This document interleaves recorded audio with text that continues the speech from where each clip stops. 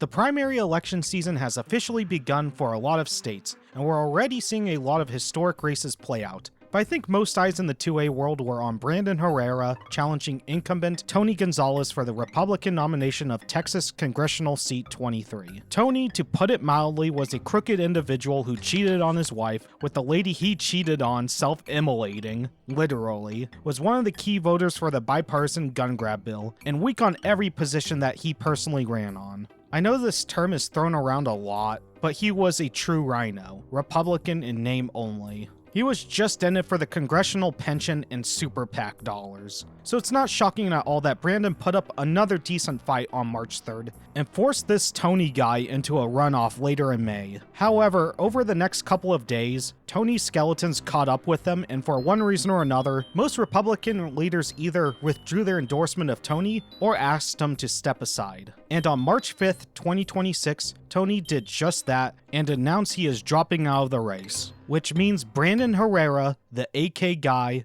won. Loser! You're a loser! Are you feeling sorry for yourself?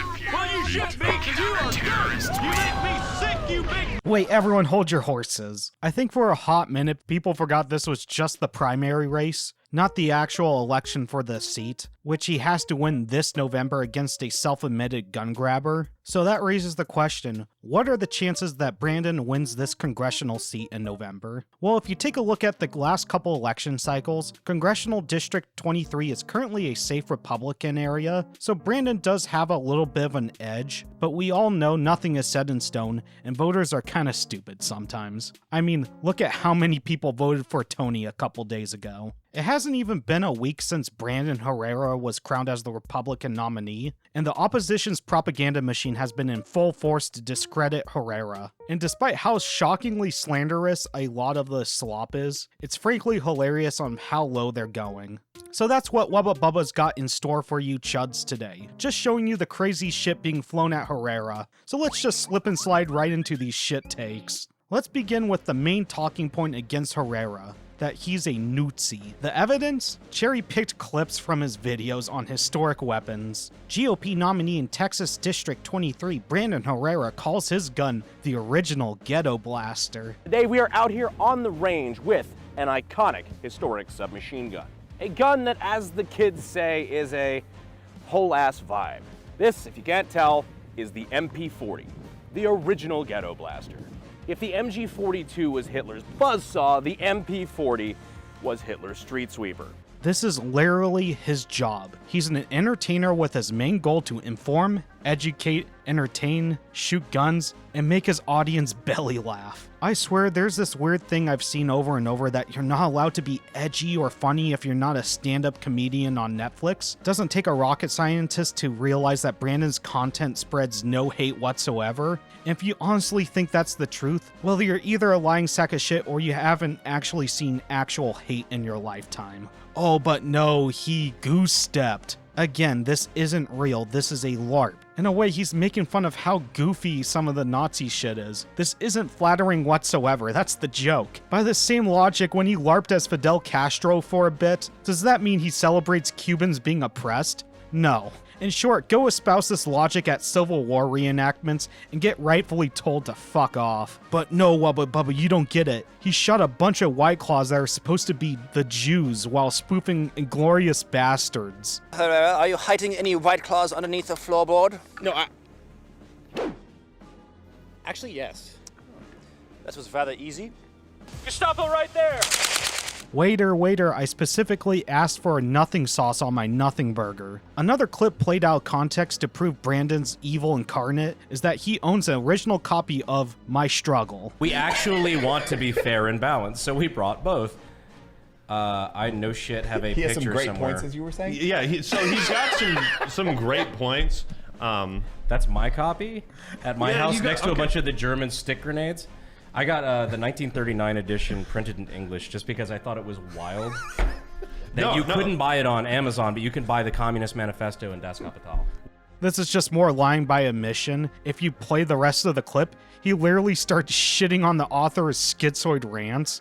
Have you actually read this book? It's dog shit. Yeah, so it is so Fucking schizo. sucks. It's so bad. It's all over the. But They're just gonna cut segments out of this. Brandon's like, yeah, I own a copy.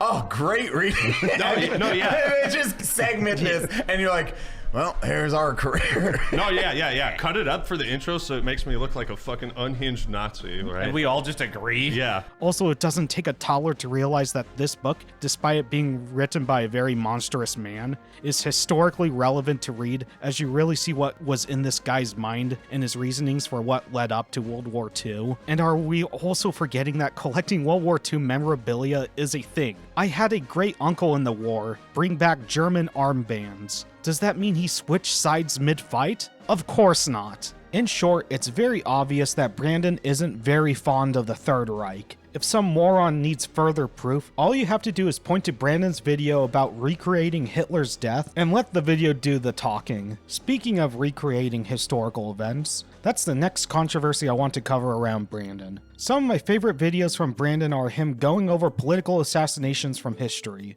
People, including me, like learning about the person in question, the perpetrator, the firearm, the ballistics of the shot using a ballistic dummy, any conspiracies surrounding the assassination, all crammed into a bite-sized video that overall is pretty entertaining. But no, how dare Brandon shoot a ballistic dummy at close range? Will somebody please think of the ballistic dummies? I can't wait for these detractors to realize that cable TV has done similar recreations over the years. They would lose their minds if they're actually being serious. This is beyond a nothing burger. The next label thrown at him is him being anti-Semitic, which literally means nothing in this day and age because it's thrown around so much. I really wonder why several prevalent people are calling him anti-Semitic. It could be just because of his World War II weapon videos, but I feel like it was something else. It's on the tip of my tongue. I really feel like there was something else that Brandon did that pissed off a lot of establishment and elite people, but it's almost in my brain. Oh, I just forgot it. Maybe I'm overthinking this. But in short, if Brandon was this hateful bigot, he'd have no problems openly saying he hates specific groups. We're living in a time where alt-tech is thriving, and repercussions for having controversial or even morally dubious opinions are seemingly non-existent sometimes, even on YouTube. Videos that would have been banned just a few years ago on YouTube are now allowed to stay up. So it would have been very easy for Brandon just to let his filter go and really rip into the groups he dislikes for the last couple of years. But no. He's just an average autistic gun tuber who wants to represent his part of America. I'm pretty sure a true anti-Semite wouldn't be caught dead in a photo with a Jewish man. Also, the guy in the photo's tweets about Brandon are really funny. Okay, the last extreme slander I want to go over in this video is Brandon's veteran joke he's told in the past. Here's the full clip of Brandon talking about the joke. So, because I was joking, because I'm like, look, I'm one of the few people in the room that you know, I never served. I'm not a veteran, but I did grow up, you know, military, you know, two Army brats who never had the sense to leave Fayetteville. So Fort Bragg, everything like that. So like, I grew up around the military, didn't really realize the military sense of humor wasn't normal. So, you know, that was kind of awkward. But if it makes everybody in the room feel better, I often think about putting it in my mouth, so I'm basically an honorary veteran. Fucking veteran on the side back here. That's in the back row of Jets. Yeah. That's no laughs, but don't use it for anything else. This is for veteran shit. Every person I ever told it to, every veteran I've ever told that joke to, laughed their ass off and said, "You can't fucking say that." yeah.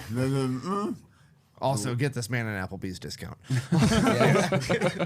Cody. I could say the obvious. Humor is subjective, this was clearly framed as a joke, anyone should be able to tell a joke, but let me actually go a little bit into why this joke resonated with the people he was talking with. A good chunk of veterans or enlisted soldiers have a very specific type of humor that leans to the darker side of the joke spectrum, to cope for a myriad of depressing reasons, like losing a veteran buddy from a self-inflicted gunshot wound, or not being able to find reliable work. And even though most of you watching, including me, aren't in the military, you have your own personal anecdote where maybe an off-color joke made your day just a tiny bit better, knowing that the person telling the joke is acknowledging your struggle. Last year, my childhood cat died of old age. When I mean old, Skeeter was around 20 years old. My brother then proceeded to send me a meme mere minutes after I was crying over the phone that my cat had to get put down.